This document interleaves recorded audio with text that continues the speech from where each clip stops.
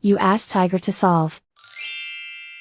This deals with linear equations with one unknown. The final result is y equals -10. Let's solve it step by step. Swap sides. Isolate the y. Multiply both sides by inverse fraction 5/3. Group like terms. Multiply the coefficients. Simplify the fraction. Multiply the fractions.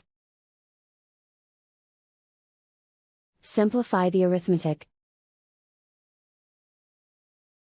And so the final result is y equals -10.